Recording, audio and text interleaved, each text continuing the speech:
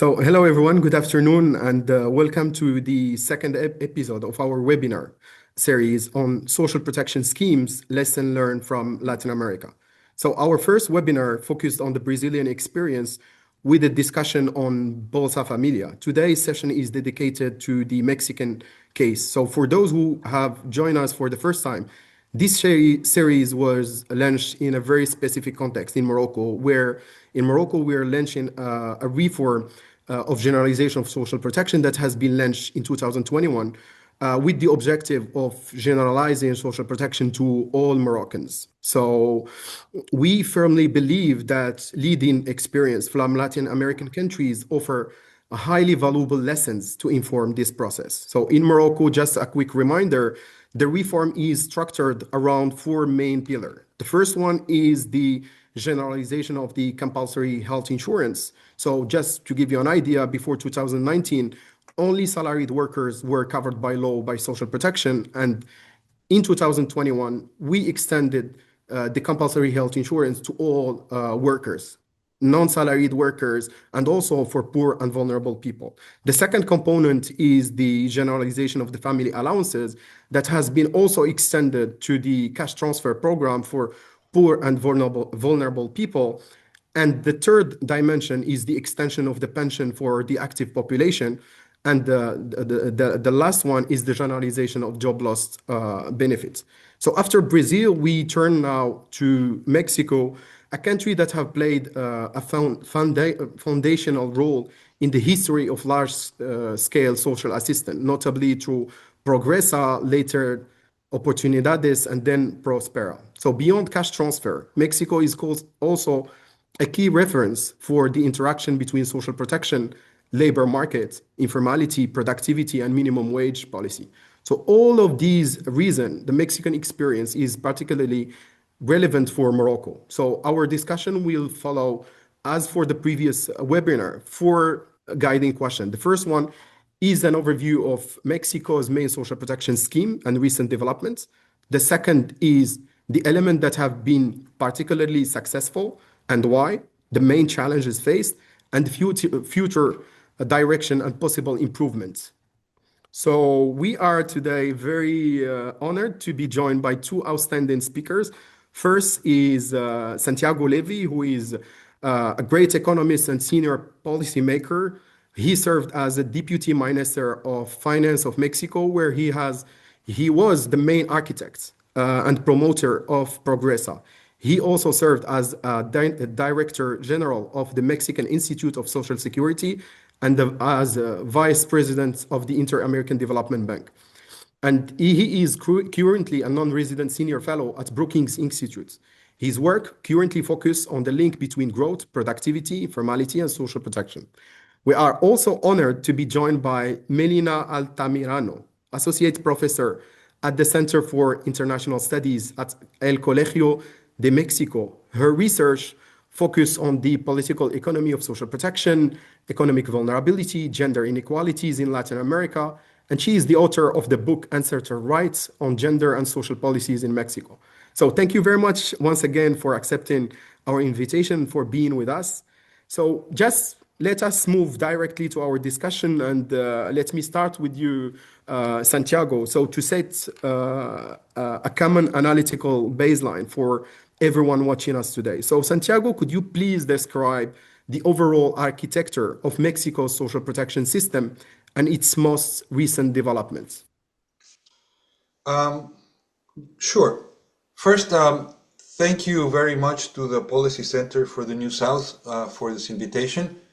It is very, very fortunate to have an opportunity to share the Mexican experience. So, to your question, Hamza. The main word to describe Mexico's social protection system is segmented. It is a very segmented system in which access to health, pensions, housing, daycare, and other protections depends very much on worker status in the labor market. If you have a salary job in a firm and the firm complies with the law, you have a formal job and you have a series of protections that are paid by the firm and by you. If you have a different job, if you work for yourself, or you work for a law that doesn't comply with the law, for a firm that doesn't comply with the law, then you have a different set of benefits that are financed from a different source. So Mexico's social protection system was born segmented 80 years ago, and 80 years later is still segmented. Segmentation matters particularly for access to protections against risks like health, longevity, disability, death, access to housing, and access to daycare. There's a separate set of programs that are best labeled social assistance programs that are targeted not on the basis of whether you have a formal job or an informal job, but are targeted on the basis of your income level. And for people below some threshold that are considered poor, there are additional targeted programs.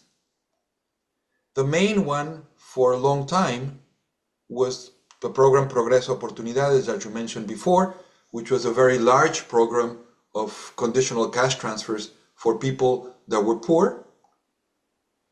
That program was discontinued 5 years ago and has been replaced by a different program.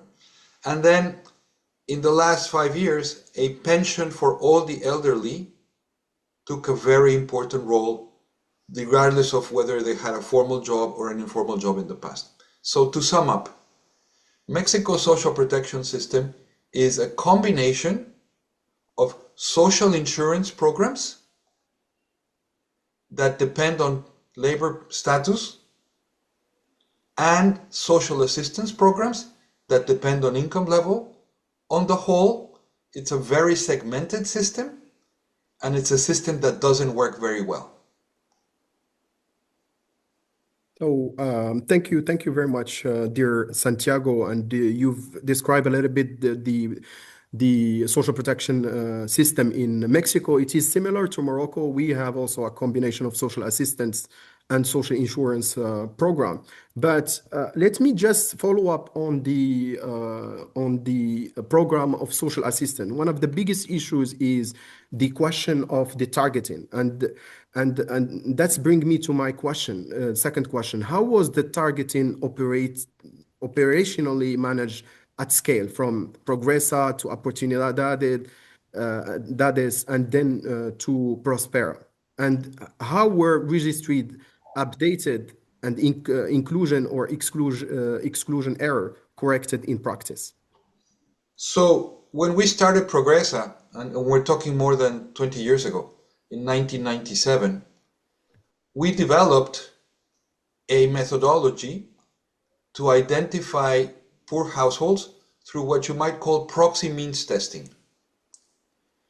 Because it's very difficult to identify people's income, monetary income, we use a series of proxy variables like housing, where the house had potable water and drainage, whether it had a cement floor, and whether they had some assets in the house, where they had a television, a bicycle, but also some human assets, whether people had some years of schooling.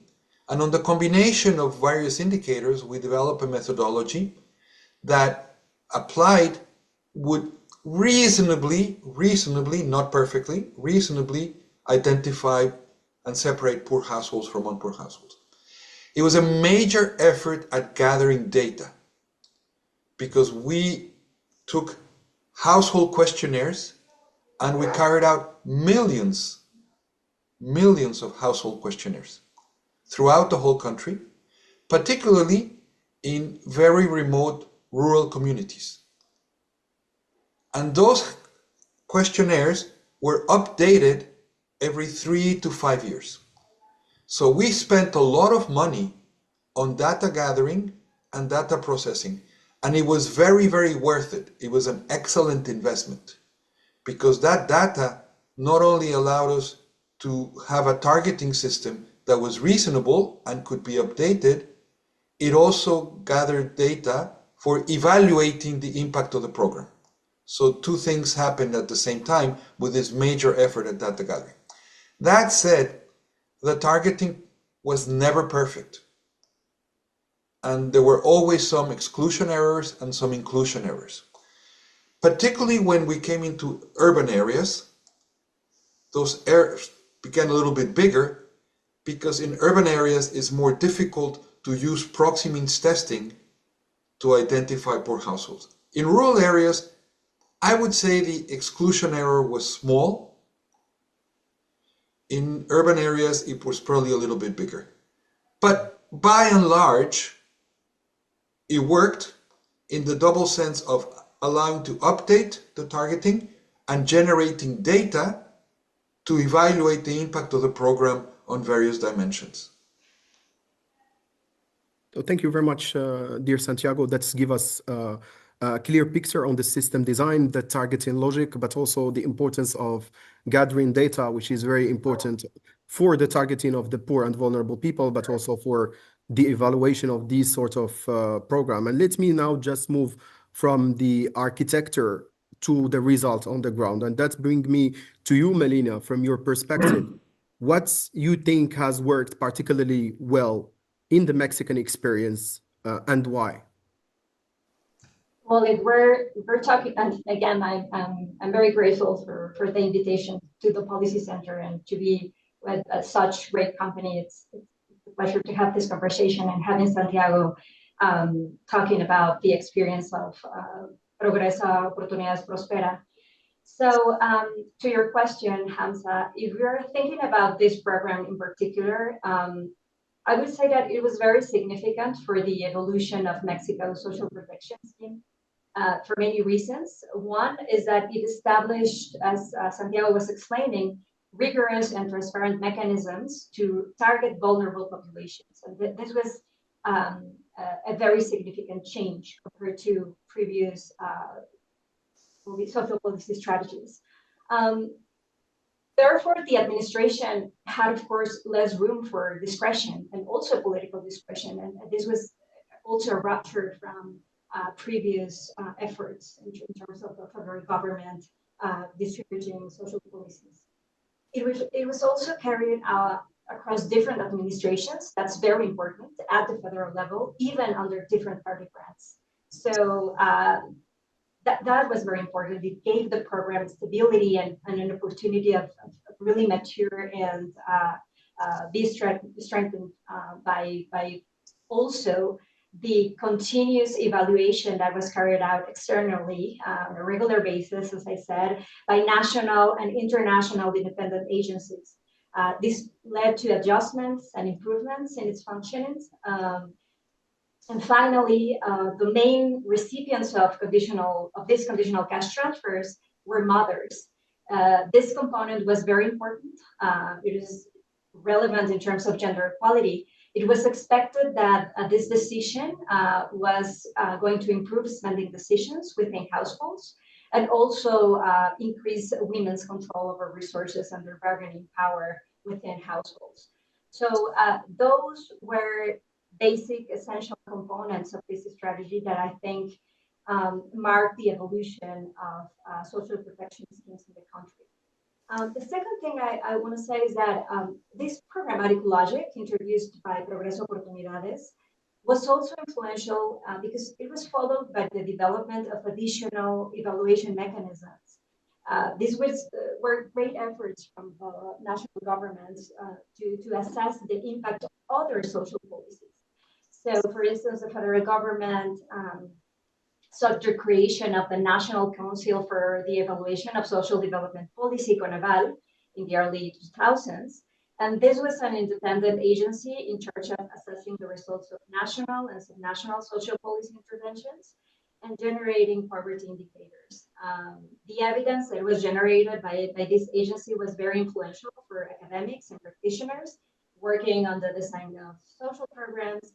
And it also allowed for constant scrutiny of government interventions and the development of administrative capacities. That's another point, as Santiago was explaining. The program and this later development really allowed to develop administrative and state capacities in Mexico to provide social.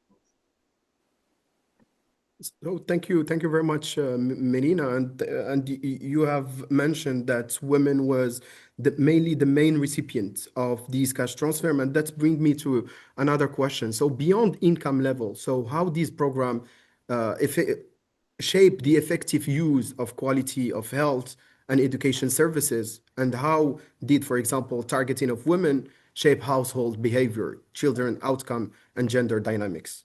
If you could please elaborate on that a little bit more. So in terms of gender equality, and I think Santiago can talk more about this, there's mixed evidence. Of course, there were many goals that were established in the original design of the program. But in general, what we can say is that in terms of human development goals, conditionalities were met, and there was an important level of compliance in terms of mothers who received the program. We can talk more about the challenges that encountered the implementation of the program.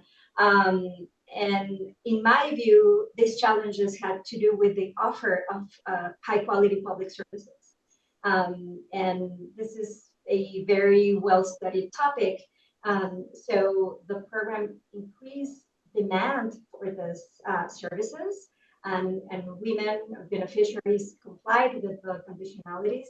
But there was another component, I'd say outside the program scope, and this had to do with the provision of this, the adequate and accessible and especially high quality provision of healthcare and education.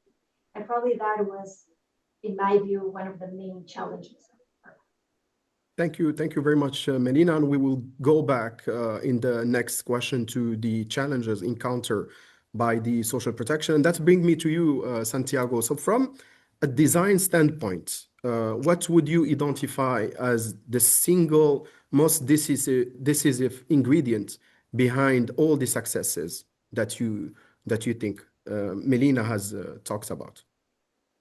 I'm not sure I can identify a single one. Or multiple. Because there were many components that all together made it work. Mm-hmm. But Melina mentioned a few very important words: transparency, accountability.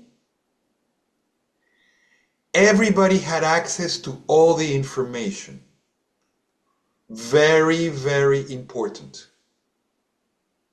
Any academic researcher anywhere in the world, not only in Mexico, any academic researcher anywhere in the world had access to all the data.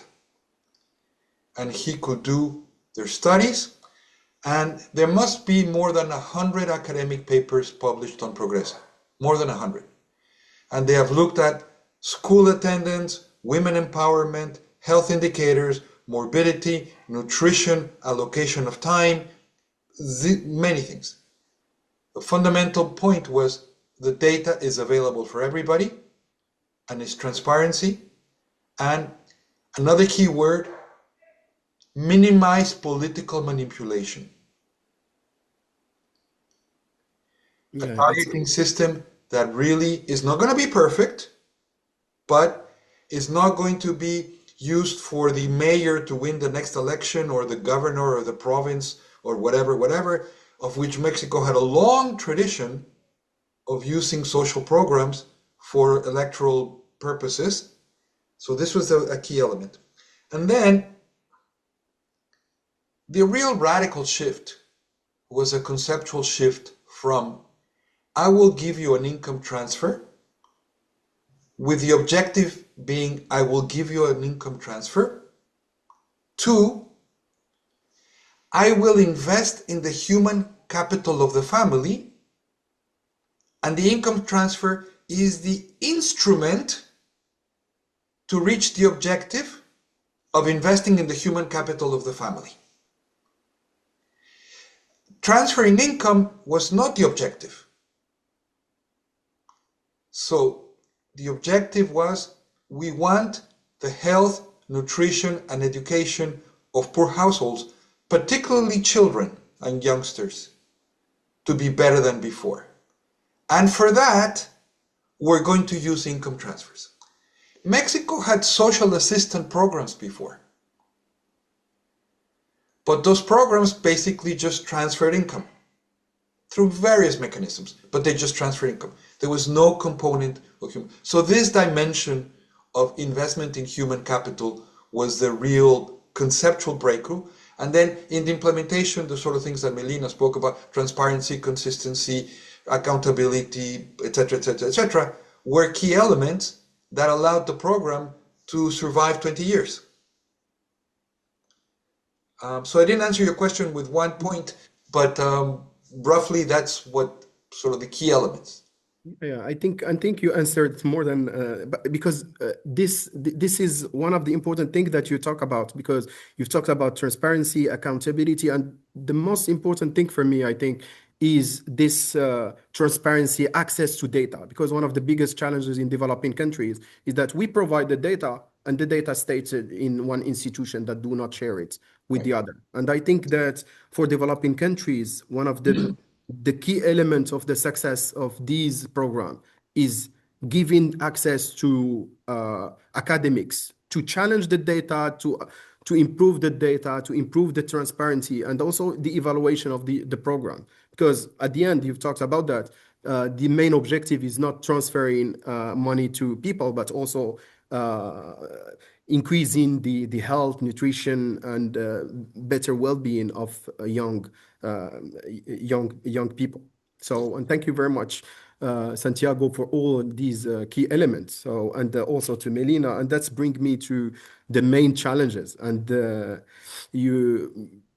as any social program, there are several challenges that they may encounter. So what has been the most significant obstacle and challenges faced by Mexico's social protection system, and what are their underlying causes? Let me start with you, Santiago, and then we will go back to Melina. I'll answer your question, but let me just take 60 seconds to give an example of how important evaluation was. Just one single example.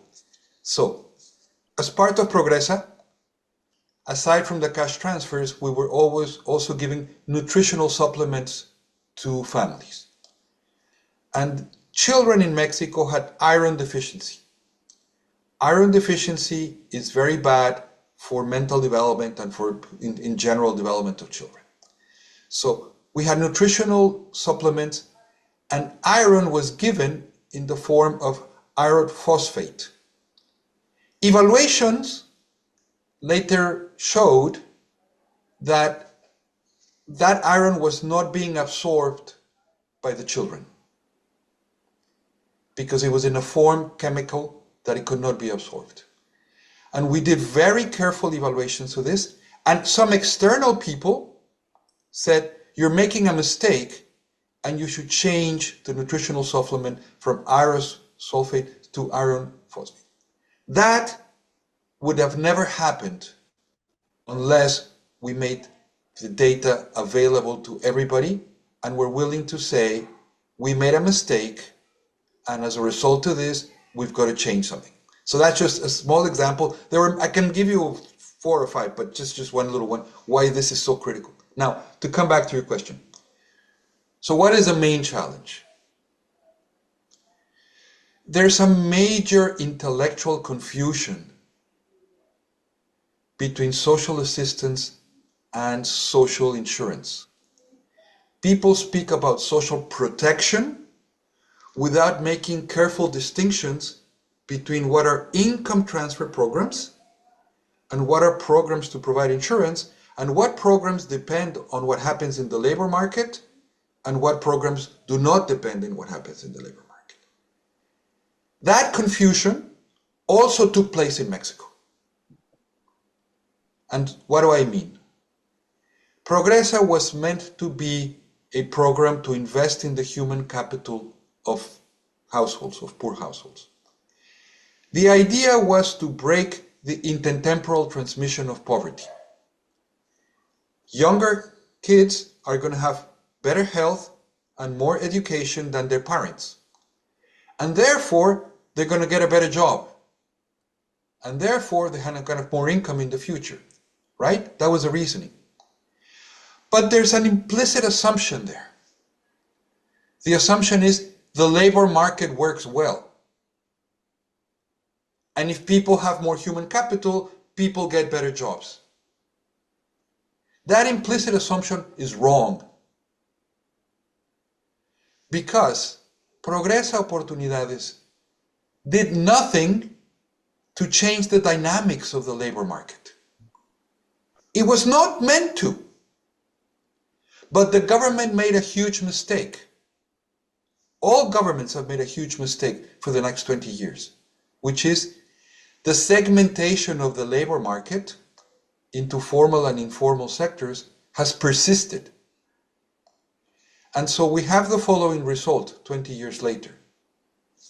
We have followed the kids of Progresa Oportunidades. We have data over many years. They do have more health, better nutrition. They have more years of schooling.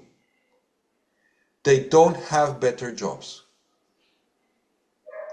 And the mistake was not to also pay attention to the labor market. So challenge, in your question, Hamza, what is the big challenge?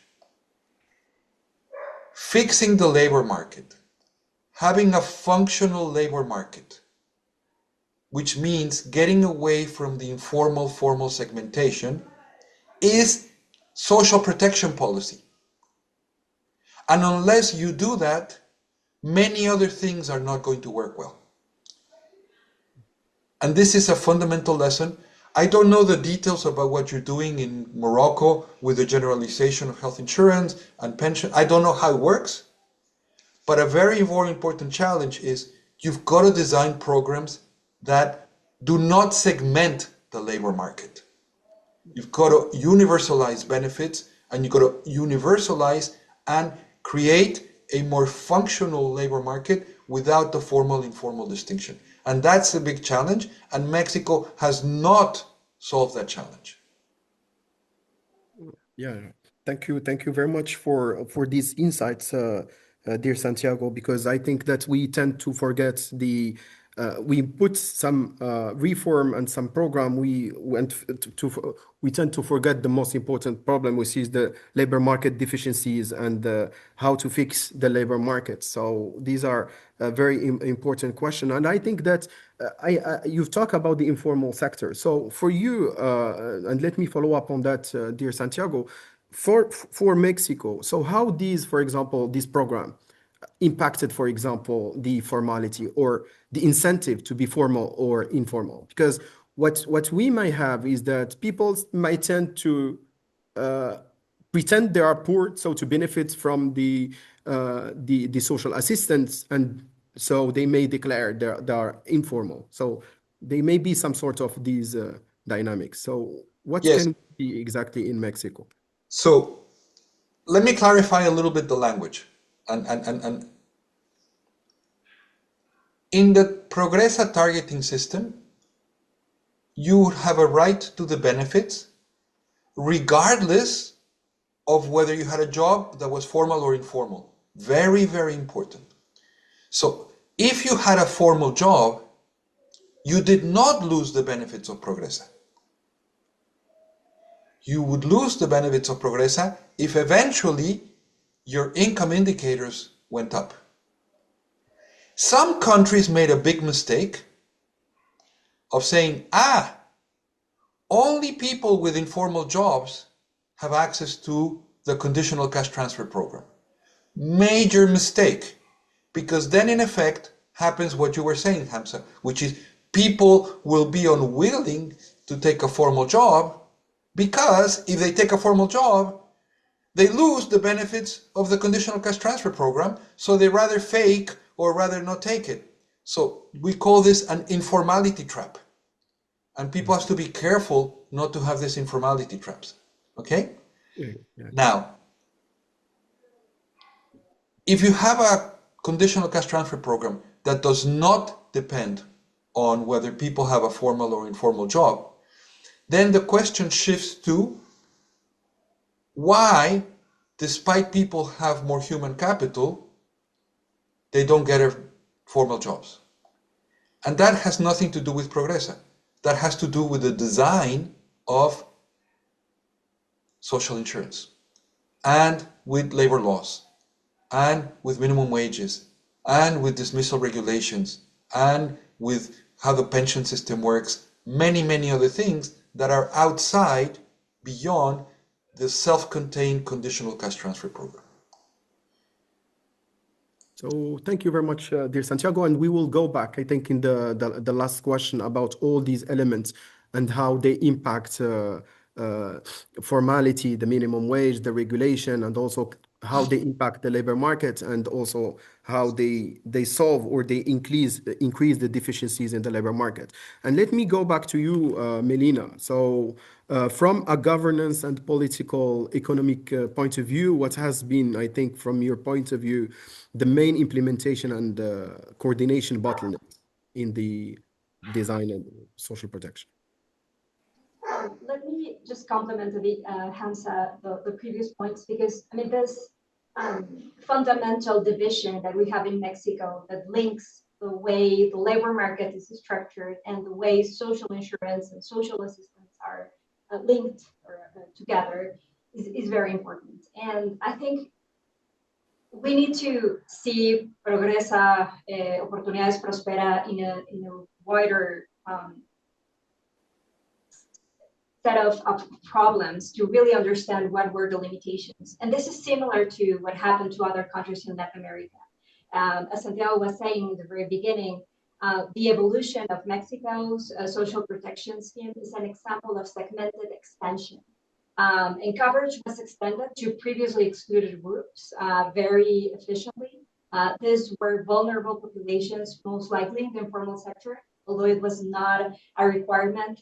There was a high probability of these households to be in the informal sector through these transfers. But also, like other programs as Seguro Popular, which was also non-contributory. But the challenge with it is that many inequalities persisted in terms of the quality of services, the generosity of the benefits received in the non-contributory and the contributory system. That is, people without access to social security institutions remained in disadvantage compared to those in the formal sector. And this also, as Santiago has studied very well, also shapes preferences. And that's a very important point. In addition, this non-contributory programs, this social assistance set of programs, are more likely to be contingent on agendas developed in particular administrations with political objectives. And this also erodes their stability and prospects of continuation.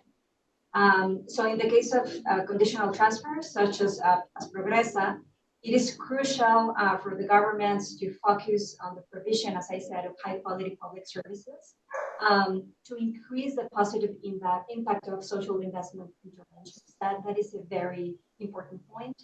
Work with the segmentation in the labor market, but also in terms of how the overall social insurance scheme is designed, the architecture of the whole system. And just to add that another important obstacle is still related to gender inequalities, like in paid and unpaid work, and how this relates with social protection as well. We have to remember that less than half of Mexican women participate in the labor market. This is a relatively lower level of participation even compared to other countries in the region. Women tend to pause their employment trajectories or resort to flexible informal jobs in order to fulfill care work and domestic work for their families. And given this irregular employment histories, they have more limited access to social security and retirement schemes compared to men. And this is a main challenge because overall, at the end of their life cycle, they have less coverage and lower benefits. So I would say that this is another topic that has to be considered to really equalize benefits in social protection schemes. So Thank you. Thank you very much, dear Melina. And you brought about a very important topic related to gender inequalities and even this question of the work that is done by women. Globally, it's a big issue. And we are talking that today about 45% of women do not participate in the labor market due to the care work and the invisible work they do at home in caring about their husband and household, etc. And that limits their access to social programs, protection program. And I think that it's a very important dimension to bear in mind while designing social protection. So to take into account these dimensions. And thank you very much for bringing in this very important element. And let me just follow up with you on dear Melina, on what are the future outlook and key avenues for improvement. So looking ahead, what are the key avenues for improving Mexico's social protection system? And let's start with you this time. Thank you. Well, as we were discussing in the beginning, the program was discontinued and it was replaced by a different type of transfer. That these new transfers do not have the same elements that we have been seeing. There are no targeting schemes. The idea is to universalize access. And this is a debate and a very interesting discussion in the literature, like the benefits of targeting, the benefits of universalizing access. It's not that one model is superior to the other. They have like heterogeneous effects, and we have to take that into account. It is even possible to target within a wide coverage quasi-universal program. It is possible to target within those kind of schemes. But the shift has been to expand access without targeting and without conditionalities. And also, there's been a reduction, very important limitation in terms of access to information. And that is also very important. We now have fewer elements to evaluate this new programs. So I would say that has been a major shift. The logic of these changes in the social protection and social assistance in the country has been towards centralization. In many cases, eliminating the role of subnational governments, but also non-state actors in provision who participated in this, especially non-contributory schemes. Again, we are still evaluating or assessing the effects of those changes, but we can say that centralization without transparency is probably not a good recipe. Just to point to a new challenge that we're facing. Thank you very much, dear Melina, for these insights. The same question for you, dear Santiago. What do you think? What are the things that need to be improved and to be taken into account for thinking about future Mexico's social protection system?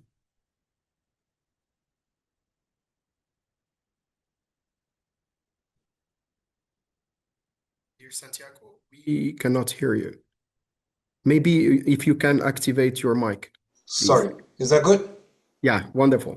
Okay, so let me answer your question in two parts. One part is sort of state capabilities, and the other part is sort of a program design.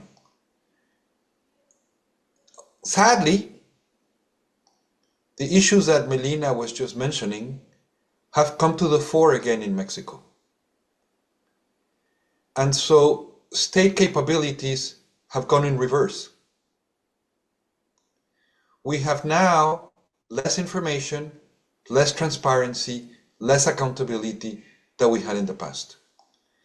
This is a big point and a big lesson, Hamza, as we think of other countries. What institutional innovations do we need to ensure that there are no setbacks and that we don't go back? So you can have a very nice program, and Progresa, you know, my opinion is biased because I worked on it, right? And I did it. But Progresa is a very nice program. It can yield results, It can be, copied all over the world, but it is not insulated from the domestic political context, and the institutions are not strong enough. The program is discontinued, and you have a setback in terms of access to information, transparency, many things. So now it's difficult to even know what is going on because there's so little data. So that's Melina's point. I agree with you. So that's one dimension of the challenges, right? There, you sort of just get back to where you were from before. The second challenge is, and I come back to, is the one that no government has been willing to look at for the last 25 years, which is, if you want a functional system of social protection, you need a functional labor market. Period. Governments try to go around it, oh, let me invent this program and now I have this other program and let me be facetious. And, I'm going to get funding from the World Bank for this particular program here, and I'm going to get funding from the, Muslim Bank, from the African Development Bank, or from the Europeans, or in Mexico from the there's always funding for some program, and there's always a desire to create something for people not to do what at the end of the day they need to do. Do you want social inclusion? Do you want social inclusion? Fix the labor market. You're not going to have social inclusion if half of the people are informal and the other people are formal. And if you want social gender inclusion, fix the labor market. Women have much lower participation rates, lower quality jobs. They have more human capital, actually. They have more human capital in terms of years of schooling. But they have lower quality jobs, lower pensions, etc., etc. You want gender inclusion? Fix the labor market. You want social inclusion? Fix the labor market. Stop inventing little things to not do it. So that, the two big challenges. One, state capabilities. Second, we've learned enough over the last 25 years, and this is, I would say, a really big lesson of social protection over the last 25 years, that at the end of the day, trying to bypass the formal-informal segmentation does not work. So thank you very much. And I have in mind these three dimensions: state capabilities, program design, and to fix the labor market. And of course, the most important thing is how can we think about some of the institutional innovation so we do not have any setbacks on the positive things that we have developed. And I think it is very important dimension to take into account. Talking now to fixing the labor market, because we have a tendency, we talk about, there are several elements that shape the incentive, for example, of being formal or informal, minimum wage, labor regulation, market conditions, etc. And recently we've heard, dear Santiago, that there has been an increase another time of the minimum wage in Mexico, and that has led to poverty reduction. But the question is, first, how do minimum wage affect poverty reduction? They reduce it, but the other question that we ask, what is the impact on the labor market? What is the impact on firm behaviors? And what is the impact of it for the cost of formality in the Mexican case? So your question is very important. And the first thing I would say is, it is really almost impossible to generalize and extrapolate lessons from one country to another country on the minimum wage. The minimum wage can have a positive role and can have a negative role. So if I want to use an example of negative minimum wage, where the minimum wage is playing a very negative role, I can talk to you about Colombia, and I can talk to you about Peru, and I can talk to you about Honduras. And if you think about another country in which the minimum wage has a positive role, I can talk to you about Chile. So everybody can pick a case that they like and say, oh, in this case the minimum wage didn't work. Oh, no, in this case the minimum wage did work. So point number one, cannot extrapolate, because labor markets are very, very different across countries. Point number two, the level matters a lot. If the minimum wage is at the 10th percentile of the wage distribution, and I increase it a little bit,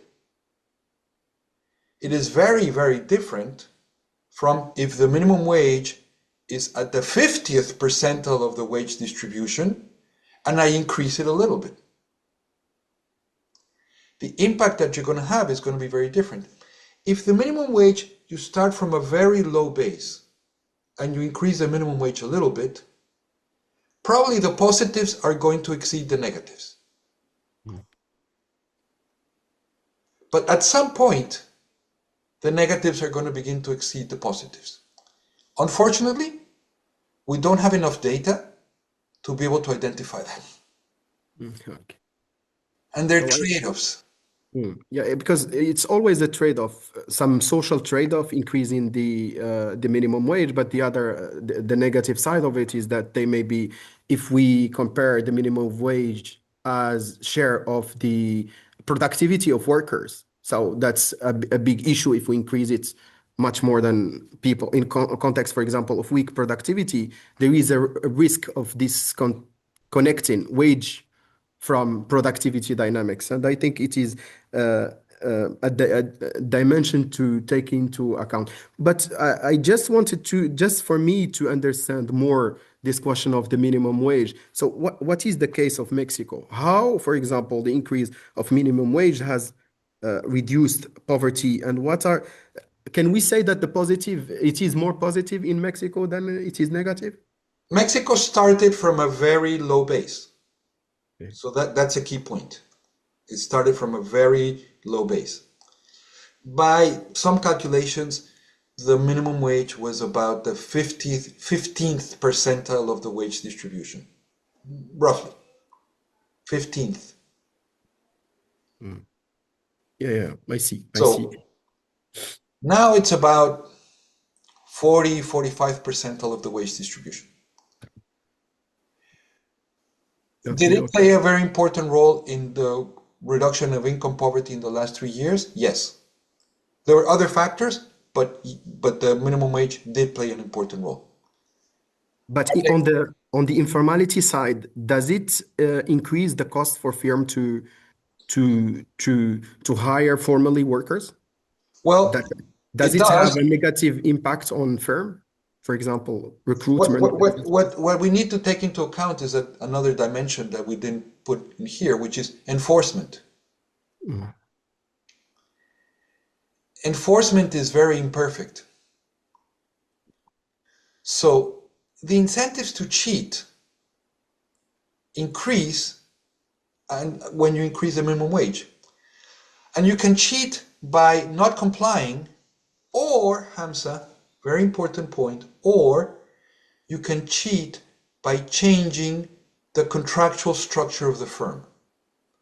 Because it's only salaried workers that are subject to the minimum wage. If you now have a firm in which you have workers by honorarium and workers by other contractual arrangements, right? Part-time and this and that. So there's a lot of firm adjustment going on. We have not studied that in Mexico sufficiently. I'm actually working on a paper on that just now, but I don't have results.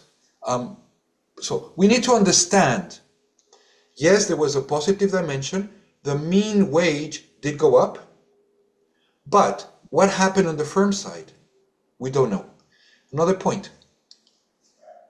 If you start from a low base, suppose the 15th percentile. So you say, oh, okay, only 15% of the people cannot get a job because of the minimum wage.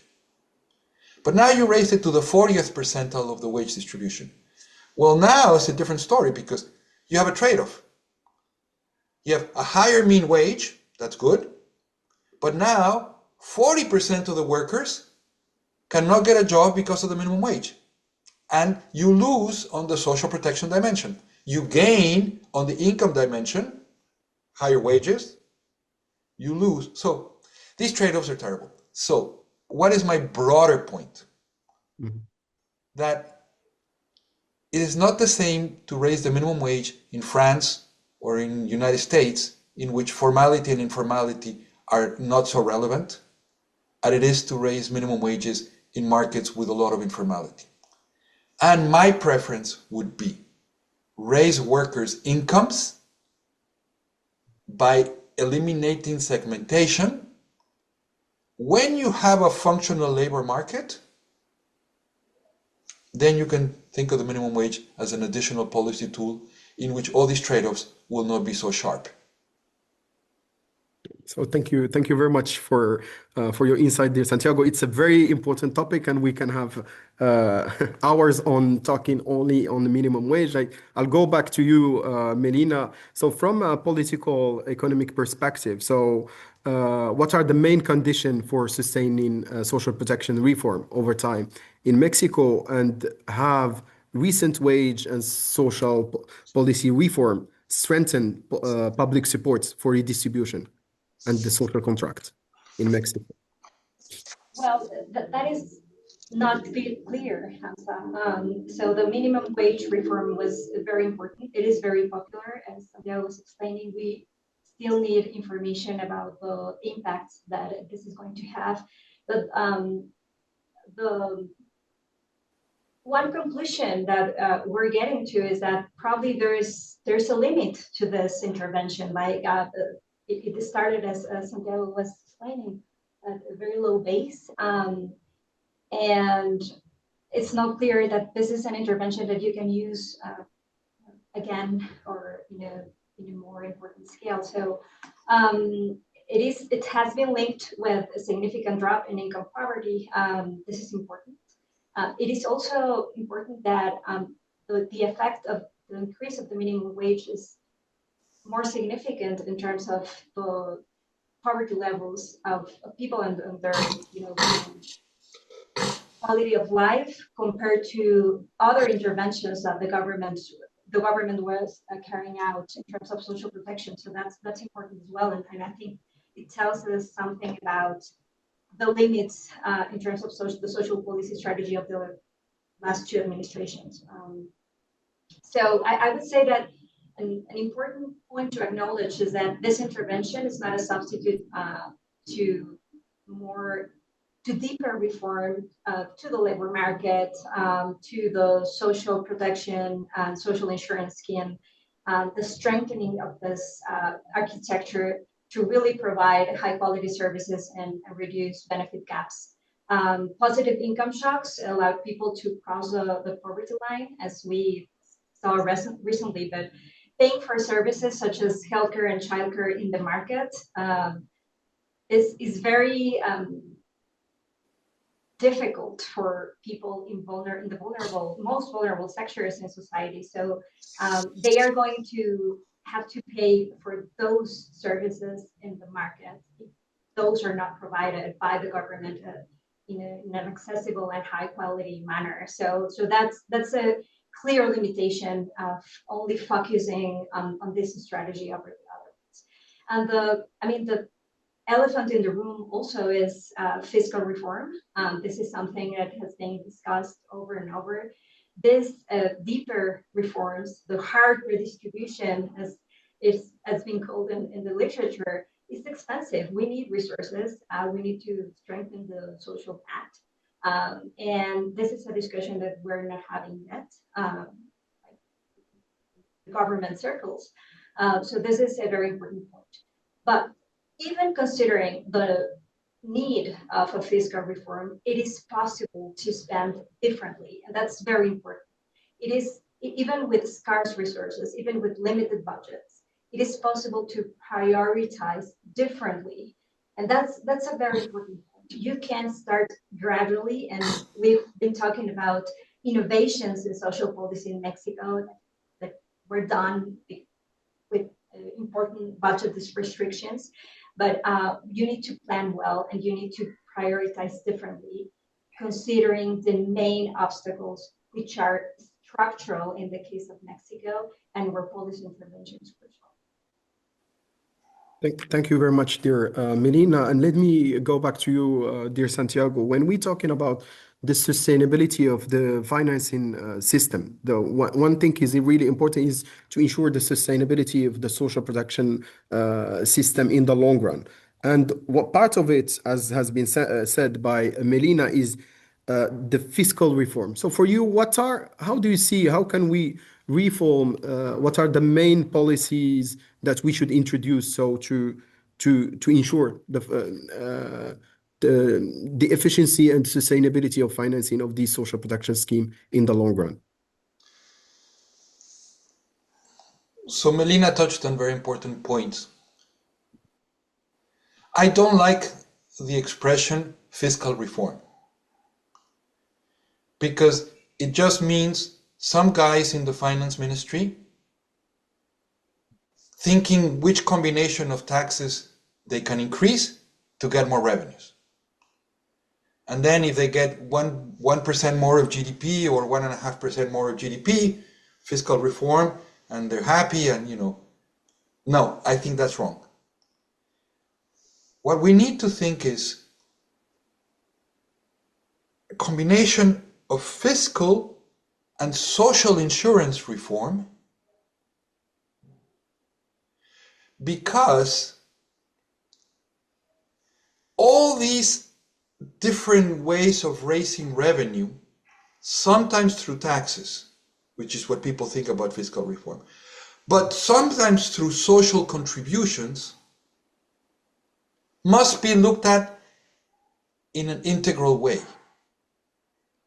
And when people talk about fiscal reform, they're mostly thinking about the value-added tax, the income tax, the gasoline tax, or property tax, or whatever. And they're not thinking about contributions by firms and workers for health insurance. They're not thinking about contributions for other social programs. All of these together impact how firms and workers behave. And the one thing that you don't want to do, Hamza, is to make a fiscal reform, extract 2% more of GDP from the population or 1.5%, and use the money to finance very distorting social protection programs. You don't want to do that. And that's why fiscal reform on its own should be abandoned, and we should think in a more general equilibrium way, in a more integral way. Thank you. And I think we have around 2 or 3 minutes left. And I want you, dear Santiago, to elaborate more. So you've talked about fixing the labor market. So for you, when you talk about fixing the labor market, so what are the key elements that we should take into account? Different countries are different. The institutions are different. The laws are different. The enforcement is different. But you have to sort of think about a number of factors. It's not going to be one single policy. The idea that if I just do this and everything is done, wrong.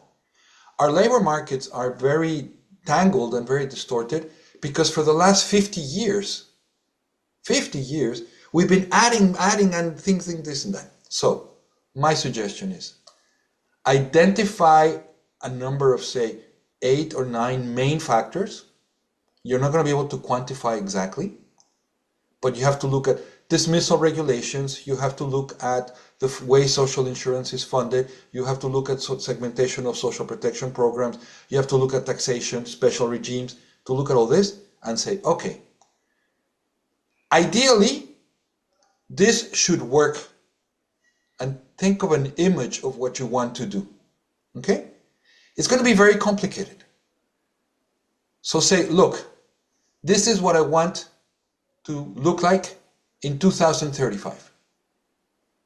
I'm not going to do it in 1 year. It's way too complicated.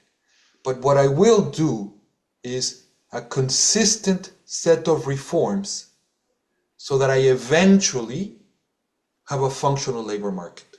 It's going to take maybe a decade of consistent reforms, not happen overnight. But that will be much better than doing isolated changes, than keep on adding more and more distortions and making things even more worse.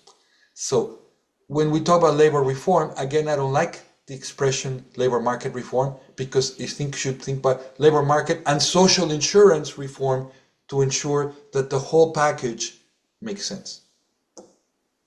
Thank you very much once again, dear Santiago Levi. And maybe to wrap up, and I'll start with you, Melina.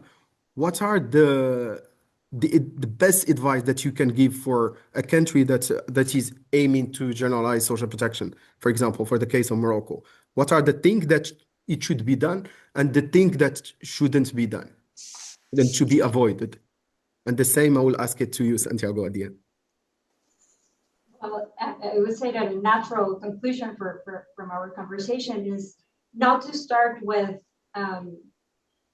small reforms, the layering of solutions that do not address the main causes, the main structural failures of the labor market structure and its links with social insurance and social assistance schemes. And that is difficult, again, it's difficult as we mentioned in terms of financing, but also maybe politically. And this also changes from country to country. This sometimes are more technical discussions. These are difficult to translate in terms of public debates and electoral platforms. So it is difficult. This is a very technical reflection and design and analysis that has to be done in order to really be meaningful. So I think that there can be political openings, but I would say that sometimes politicians have to resist like the easier solutions, transfers with monetary transfers without a precise targeting design without precise goals are easier to adopt. They are not very costly and they have electoral gains associated. So there's also a political cost of really thinking about the hard problems. But those are the transformations that we need to be seeing in countries with similar problems as Mexico's. There's work to be done with the academy, with think tanks, with people who are working on this project. And when governments also learn and work together with the systemic communities, I think that there are positive feedbacks that can be achieved as well. So thank you very much, Melina. And for you, Santiago, what are the advices? And I know that they want you, you don't want us to copy the Mexican case. Of course, we will not do that. But what are the advices and that you can give, for example? I think you need a societal discussion about what type of society you want to construct.